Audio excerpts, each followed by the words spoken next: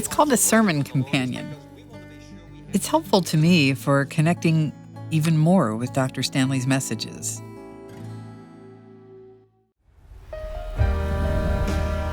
In Touch, the teaching ministry of Dr. Charles Stanley. Next on In Touch, troubled friendships.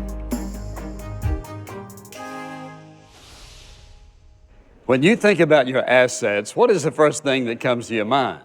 Well, for most people, what comes to their mind are things like their finances and their possessions. But second only to your friendship with God, your friends are the most valuable asset you have in life. Because you see, a friend is a treasure. A friend is someone who loves you. A friend is someone who loves you when you're not very lovable.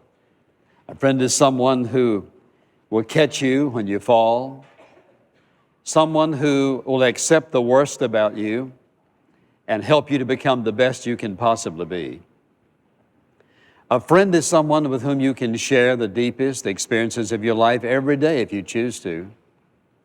A friend is someone whom, when the world walks out, they're still standing there by your side. And that makes friendships very, very valuable. I read something the other day that I thought was so interesting because it describes oftentimes something that we forget, and that is, it said, make new friends, but keep the old. One is silver and the other is gold. And when you think about friends and how long it takes us to develop real godly friendships, real genuine lasting friendships, it takes a while. And therefore, if you are late in life beginning to develop friends, you don't have long to enjoy them, or do they have long to enjoy you? And that's why we need to take care of our friendships. We need to watch over them, because the truth is, a real, true, genuine friend is a gift of God's mercy to every one of us. And then there are those times, though, that when our friendships have problems, somebody walks out right when you need them, or you decide that you can't continue that friendship and you decide to walk out. Or it may be that you don't value that friendship enough. And so therefore, as a result, the friendship just sort of disintegrates and they go their way and you go your way. You don't necessarily decide to do it, it just sort of happens. But it happens for some very specific reasons. And what I want to talk about in this message is simply this. I want to talk about the problems we have in our friendship, problems we have in our relationship. And I want to talk about troubled friendships. I want you to turn to just one verse in the Bible for the simple reason that there are many verses we could talk about. And I just want you to look, if you will, in the 16th chapter of the Proverbs and the 28th verse. And notice what he says, a perverse man spreads strife, and a slanderer separates intimate friends. And so oftentimes we develop friendships that don't last. We intend for them to last, but they don't. And there are some very, very specific reasons why they do not last. Now, how do you damage this relationship, this fellowship, this friendship? How do you damage that? Well, let's think about how you damage it. And we damage it in ways that probably we don't even realize. And the first way we damage is this, selfishness. When I'm always looking for something to be coming my way, what can I receive? What can he or she do for me rather than what can I do for them? You see, if you really want to decide whether you love somebody or not, ask yourself the question, am I asking most of the time what they can do for me, how they can meet my needs, or am I primarily interested in how I can meet their need and make them happy and cause them to have joy and help them in their relationship with the Lord or with other people? So selfishness, you want to damage your relationship, you add that. Secondly, is manipulation. Manipulation is simply another word for control. And a person who is trying to control the other person all the time, you can't build. Listen, that will damage a friendship as much as anything. Nobody likes to be manipulated, controlled, underhandedly, backhandedly controlled.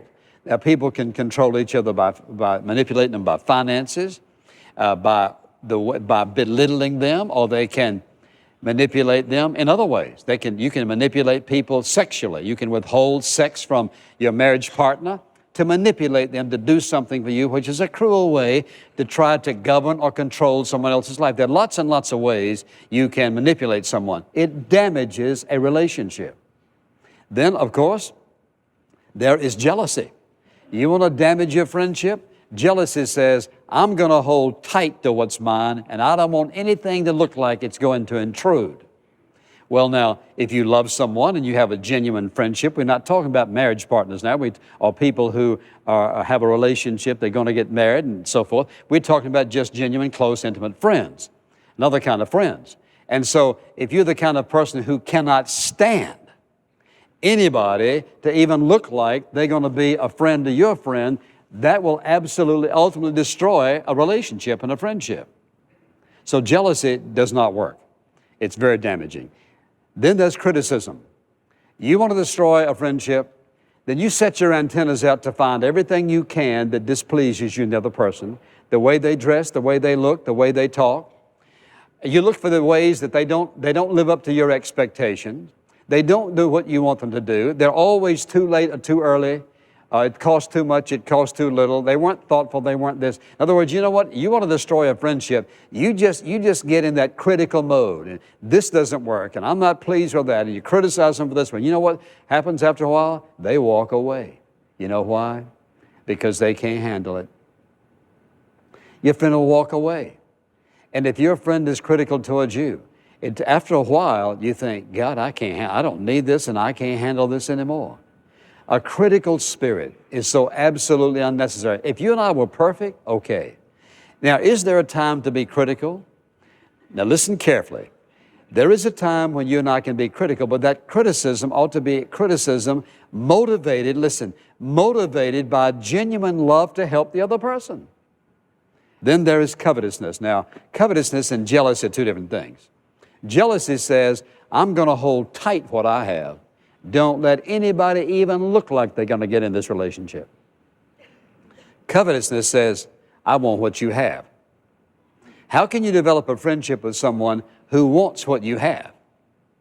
Now, maybe they say, well, you know, we're friends, but they want. In other words, it may be that you have more material possessions than they have. You live in a bigger house, you drive a better car, or you dress better, or you have a better job. Now, there's friendships going on, and all the time, deep down inside, it's not that they just want something like yours. Next thing you know, we got jealous and covetousness all mixed up together.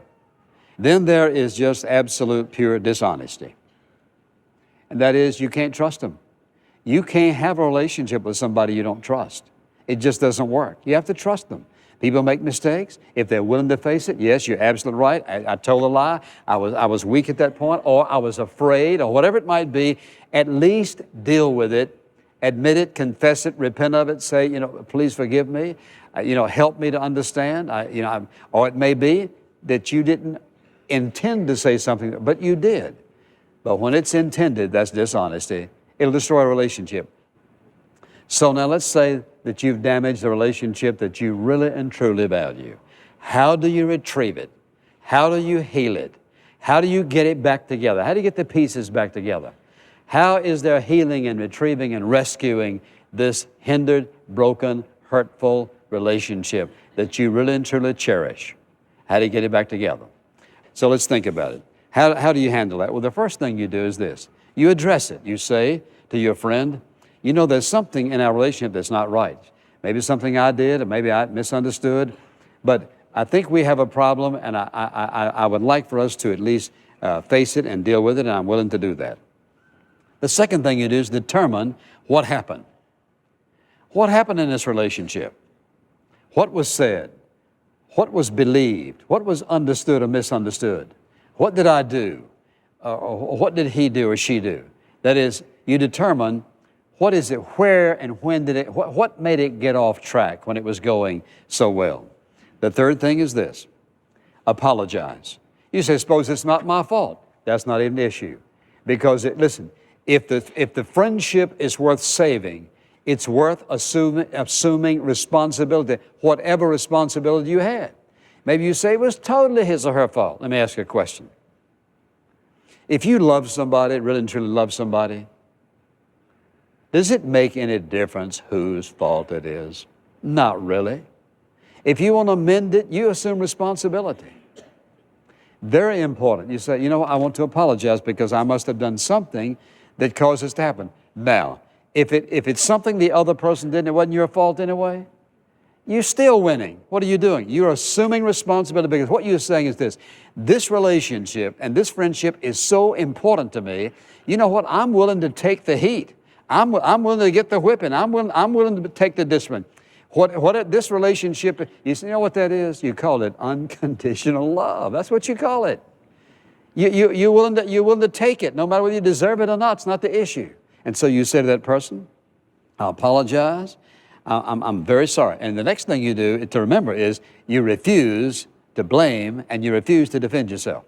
That person says, here's what you did. I did not do anything of the sort. What's the goal? Is the goal to be right or to win the person? Is the goal to be right, save the relationship? If I don't care anything about the relationship, I can say, you know what? You're blind as a bat.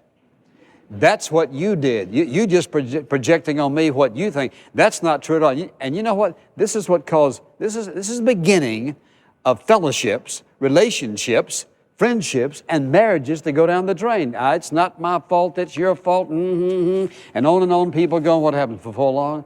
They have so damaged their relationship, somebody walks away. So what you have to be willing to say is, you know what? Whatever my part is, or I want to apologize, and so you refuse to defend yourself, and then here's what you do. We talk about saving a fellowship, relationship. You say, what can I do to repair this? What can I do? Tell me something that I can do to help in this relationship. Whatever it takes, I'm willing to do that. So you ask for a suggestion of how you can repair it. What do I need to do? And then the next thing you do is you make a commitment. You say, I'm committed to rebuilding this fellowship, this relationship, this friendship. I'm committed to rebuilding that. Whatever it takes, I'm willing to do it. Now, the other person may say, I'm finished. I don't care about this relationship any longer. I'm gone. You can't make somebody love you who doesn't love you. You can't make somebody be your friend who doesn't want to be your friend. You can't make somebody have the kind of relationship that you desire unless they choose to. And so what happens is you assume that responsibility. You say, I'm making a commitment to you. I want to be your friend. I love our friendship. I love our relationship. It's very helpful to me, very meaningful to me. I think I'm closer to God because of it. You sometimes give me wisdom that I need. In other words, whatever it takes, you have to make this issue. Is this friendship worth what it's going to cost me to mend it? If it's not, then we're just talking out of our head. If it is, you'll pay the price. Now, once you've come this far, I want to give you 4 questions that'd be good to ask yourself. You really want to save this friendship. There are 4 questions that I'd like to suggest that you ask. Number 1 is this, and this is so very, very, very important. I want to ask you, are you listening? Say amen. Amen. All right, here's the first question. Am I projecting on my friend something that happened in my past? Let's say, back in your past somewhere, you were deeply, deeply hurt. And maybe it was some woman in your life, or maybe some friendship, relationship that someone you deeply, deeply loved. And they betrayed you. They were disloyal to you. They were dishonest with you. And they walked away when you thought that person was one of the dearest friends you could possibly have. Now, what does a person naturally, normally do? They start building their defenses. And they build defenses so it cannot happen again. So therefore, someone comes along and you begin to be a little close to that person and you begin to feel it. And so next thing you know, you're being critical of something in the other person's life. And it's very real to you, very real. What you don't realize is this. Because of past hurts, you are taking your past emotional experiences and projecting it on the other person, not even realizing that you are blaming them for something that somebody else did to you years and years and years ago.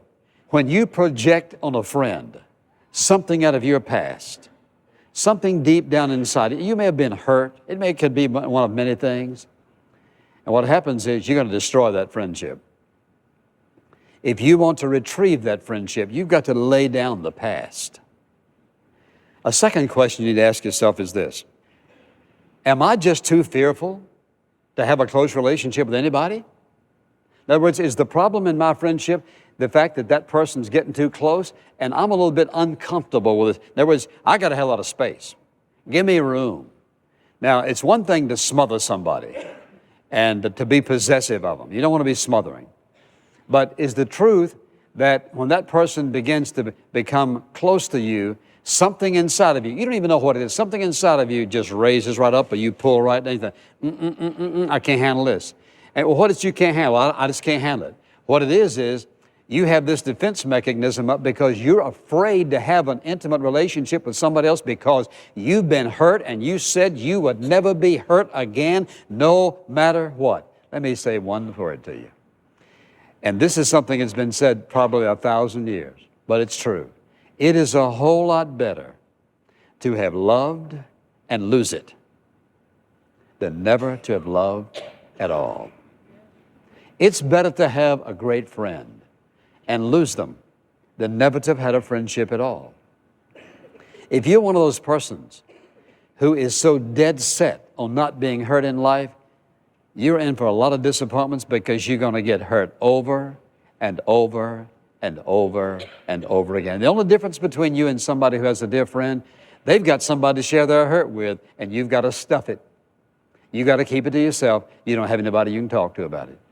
So you have to ask yourself the question, is my problem in my friendship the fact that I'm really fearful, too fearful to have a close, intimate relationship? Now, the same thing can be true of men and women. So sometimes women have probably more intimate relationships than men, and somehow, men just don't want to say too much. It's just macho, strong. You know what? None of that's scriptural. There's nothing to that, except that it'll damage your relationships. Then there's another question you need to ask. Do I have unreal expectations of this relationship? Am I expecting more than this person's able to give? Listen, there's some people who have an enormous amount to give. They know how to love and they know how to express it. They know how to be happy and peaceful and contented in life. They know how to give of themselves, and some people don't. Listen, not only do they not give of themselves, they don't even know how. They don't even know how to love you. They don't have it on the inside. They don't have the capacity to love. So you have to ask yourself the question, am I expecting more than they can give? And if you're expecting more than they can give, then you're going to have a problem in the relationship. So if you understand that, then you build that relationship, and here's what that means. You're going to have to give more. You're going to have to do more. You're going to have to probably forgive more because they're not there yet. But if you value that relationship, you'll do whatever's necessary to save it. One last question, there are many questions, but one last I'll mention. It's simply this. Are these feelings of rejection in my friendship because he or she is rejecting me, or is it because I have such a poor sense of self-esteem and poor sense of self-worth? I don't think I really deserve acceptance, and I don't deserve this kind of friendship, and I don't deserve that kind of love. I don't deserve this kind of relationship. I don't deserve this kind of intimacy. And what you're doing is you are feeling rejected, not because they rejected you. You just don't feel worthy of somebody just pouring out love on you and loving you and with an abundance of love, because that's their person. That's the way they know how to love, and yet you don't. One last thing I'd say is this. This is real simple, but it's powerful. Be sure you don't miss what I say. The last point is simply this. Ask God to show you how. Listen, to show you how to help your friend to become a godly person. If you'll ask God to help your friend become a godly person, God will work in your life in the most awesome fashion to help you strengthen, heal, recover, and rescue what will turn out more than likely to be a wonderful, intimate, loving relationship that you'll be glad you didn't lose. Now, I don't know where you are in your friendships, but I can tell you this. What you've heard in this message can make all the difference in the world if you value friendships. And if you're willing to forget yourself and you're willing to give it all you've got, you'll build friendships and relationships that will last. Listen, not just the silver ones, but the gold ones.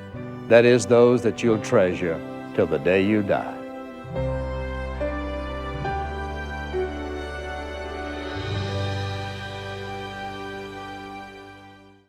Our mission at In Touch has always been to help people grow in a relationship with Jesus, one that is joyful, generous, vibrant, and sustainable. But we know that following Jesus doesn't always feel that way. Sometimes it's hard, heavy, uncertain. That's why we created Follow Me, a reminder of the invitation Jesus has for us back to the good life with Him. And we believe that life is still for you. Order your copy today.